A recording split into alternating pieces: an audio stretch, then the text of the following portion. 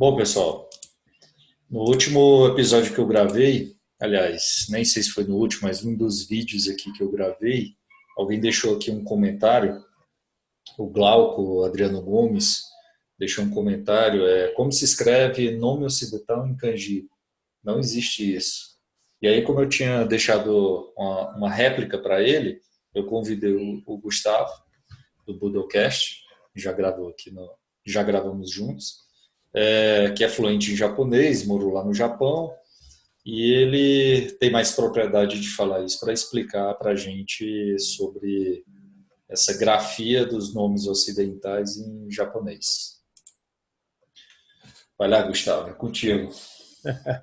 Então, eu resolvi até trazer um pouco a mais e mostrar como que a gente encontrou o nome do Omori, né? Que eu acho que é até mais interessante para o pessoal ficar sabendo. Então, eu vou do princípio aqui, compartilhar minha tela. Espera só um pouquinho.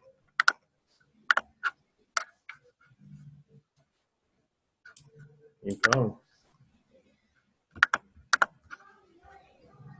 Deu ruim? foi só eu... Não, mas tá aqui. É porque eu tinha mexido antes, mas beleza. Então, aqui a gente tem uma notícia antiga do Omori, né? E aqui a gente vê aqui embaixo o nome dele, Geo K. Omori, né? Quando eu vi essa matéria, muito tempo atrás, eu fiquei pensando que então o Omori tinha três nomes, né? Essa é a primeira informação que tinha, porque geralmente em todas as matérias sobre o Omori a gente via só dois nomes, Geo e Omori. E eventualmente vendo jornais antigos, principalmente nos Estados Unidos, Inglaterra, eu encontrava muito Geo, na verdade era Geo ponto, como uma abreviação para Jorge. Mas até então eu não sabia se esse Geo poderia ser ou não Jorge, né? E aí, trocou a imagem? Trocou. Então aqui, ó, essa aqui é uma foto que o Omori colocou em um dos jornais, que apareceu em um dos jornais, e aí eu vi que tinha aqui a assinatura dele, em japonês, aqui embaixo, né? Então, para quem conhece a língua japonesa alguma coisa, logo percebe que aqui está escrito em kanji o Omori, né, que é o sobrenome dele, e aqui do lado está escrito em katakana, Joji, né? Joji é a forma japonesa de se falar Jorge, basicamente. E o katakana é um tipo de forma de escrita japonesa que geralmente se usa para nomes estrangeiros. Então, quando você for no Japão, por exemplo, se for numa loja comprar alguma coisa que tenha limão, vai estar escrito lemon, que é como se fosse uma grafia da palavra inglesa limão, só que em japonês. E aí eles vão usar o katakana para escrever isso aqui, né? E aí, posteriormente, quer dizer, mais ou menos na mesma época, que a gente já tinha acesso a... Tá tudo certo aí, que a minha imagem aqui está meio Tá, esquisita. tá, aqui tá tranquilo. Então, mais ou menos na mesma época, procurando outras imagens que eu pudesse encontrar o nome do Omori, porque eu pensei, bom, talvez Jorge então seja esse primeiro nome dele, existe um nome do meio, K, um nome que começa com K, e eu imaginava que esse seria o nome em japonês dele. E aí tem essa outra imagem aqui de uma outra foto que ele tinha, que tinha em jornais dele, né? Então aqui a gente encontra uma outra informação aqui, ó. Primeiro, Geo, ponto. Então aqui a gente já vê a abreviação de Jorge aqui na assinatura dele, no nosso alfabeto normal. E aqui a gente tem o Omori primeiro, né? Como tinha na imagem anterior. Geralmente em japonês o sobrenome vem, geralmente não, né? Em japonês o sobrenome vem antes do nome, né? E aí tinha esses outros kanjis aqui que eu demorei um tempão para entender o que estava escrito, porque aqui a gente tem uma escrita cursiva, né?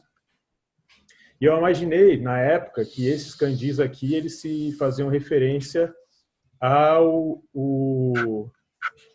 K, ao nome que fosse com K. Mas eu não consegui encontrar nada nada que correspondesse a isso, né? Até que, eventualmente, né, olhando, eu fui ter uma outra abordagem. Na época eu também não imaginava que talvez tivesse escrito Jorge ali, mas eu até trouxe aqui, é do Wikipedia, mas a gente pode ter uma noção disso, as várias formas em que pode se escrever Jorge em forma de kanji, aqui em cima, né? Então, em japonês seria Joji, né?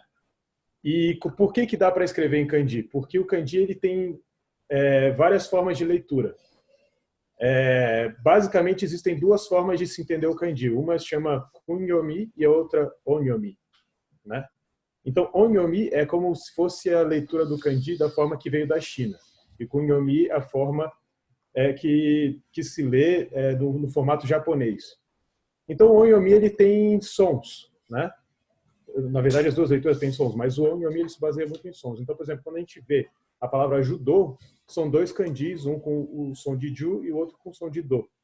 Então, para escrever Jorge, se usa a mesma, em kanji, se usa a mesma ideia. Então, um kanji que tenha o som de jo e o outro que tenha o som de di. No caso aqui, a gente consegue ver essa combinação aqui, que é a combinação que o Omori escreveu naquela foto dele. No final das contas, essa segunda foto dele também estava escrito Jorge no final das contas, né?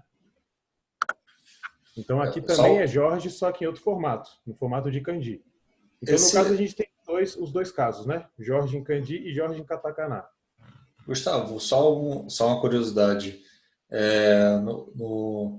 Essa escrita chinesa, japonesa, do kanji, quando você pega várias misturas dessas, significam várias coisas, né? Esse Joji, ele tem algum outro significado que possa, juntando essas duas? Então, geralmente, quando eles vão formar isso, eles vão usar o kanji para formar um nome, eles buscam algum significado que eles gostariam que o filho recebesse, né, um significado para o nome. Então, por um lado, é uma formação de simplesmente sonora, né? Por outro, cada um desses kanjis ele tem um significado, sim. Eu até tenho aqui, deixa eu voltar lá para outra tela. Esse aqui é o primeiro kanji no caso, né? Aqui ele tem o som de jo, né? E ele tem esses significados aqui em cima. Tornou, Não parece que se basearam num significado para dar o nome dele, só no som. Só aqui no som, o outro, o de di, né? Que é esse aqui, que ele tem um som de di. Ele tem esses vários também significados: estar em paz, se acalmar. Então, assim, eu olhei isso aqui e realmente para mim não teve muito, não me pareceu que tivesse muito significado. Mas a gente, até se for procurar outras personalidades, vamos dizer assim, do Japão, existem outros que usam essa mesma combinação. Então, provavelmente é uma convenção que foi feita em algum momento, né? Lá atrás. Mas isso é comum hoje em dia ainda ou não se usa mais? Hoje... Então, aí é que está a curiosidade, né? Eu ainda não sei exatamente por que na época do Omori era assim, mas o nome Joji, ele é um nome que é até bastante usado no Japão, como se fosse quase um nome japonês. Certamente, assim, existem vários casos em que, por exemplo, existia uma personalidade, alguém que era importante, que as pessoas queriam botar o nome nos filhos, né? Acho que até hoje isso acontece bastante, né? Mas eu ainda não sei por que nessa época especificamente em quem que eles se basearam, ou qualquer coisa assim. No caso desse Jorge Ida aqui, por exemplo, ele nasceu em 59, né? Foi depois do Omori. Mas existem casos de Jorge que nasceram antes do Omori e usando o kanji também. Então, eu não sei se é derivado de repente, o presidente americano, não sei. Isso aí é uma coisa que ainda teria que descobrir, né? O interessante é que se usava. Então, responde isso. O questionamento. É uma coisa que até hoje ainda é usada, entende? Mesmo hoje, existem japoneses nascidos no Japão que vão ter o nome Jorge e que vão ter um kanji para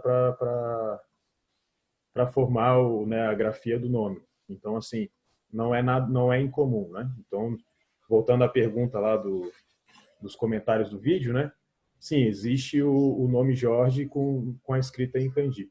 Na verdade, qualquer nome poderia ser escrito em kanji, mas no caso de Jorge existe, vamos dizer assim, quase que uma padronização, né? Não é o caso com qualquer nome, né? Sim. Bom, então, Glauco, espero que a sua dúvida esteja resolvida. Mas deixa eu só mostrar uma coisa aqui antes de a gente encerrar, Cristiano. Vai lá. Que é o final, né? Porque eu tinha falado que tinha um K no meio do nome do Omori, né? Sim. Então, depois, isso aqui é uma matéria de um jornal em japonês, da luta do Omori contra o Feitosa, né? Então aqui a gente tem várias coisas interessantes aqui que a gente não vai tratar, porque hoje a gente só está falando do nome do Omori, mas aqui a gente vê que fala em judô, né? Para quem entende um pouco de katakana, de novo aquela história da grafia de nomes estrangeiros, aqui a gente tem escrito capoeira em katakana, para quem souber alguma coisa de japonês logo vai reparar. Fala sobre o famoso, popular judoka Omori Kojiro, né? Então, quando a gente faz o cruzamento da luta, do ano, da data que aconteceu, a gente encontra aqui o Omori, mas com o nome com K, que é Kojiro. Então, voltando lá para aquela primeira imagem, a gente tem aqui Geo K. Omori, que é Jorge Kojiro Omori. Então, é basicamente Bacana. isso. Bom, e só para deixar um comentário aqui para quem está assistindo o vídeo, foi o Gustavo que descobriu que o nome do Geo Omori era Jorge, então a sorte nossa é ter um membro no grupo de pesquisadores que fala japonês, que a gente olhava para aquilo ali e eu só via tracinhos.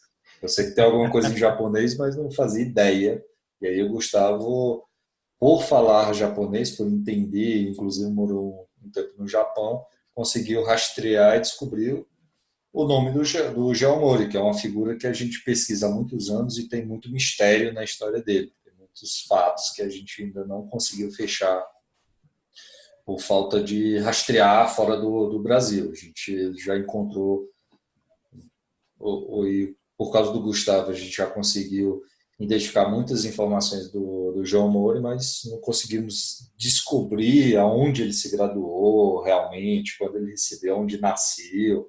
Talvez só se achar algum documento por aí que ainda exista da chegada dele.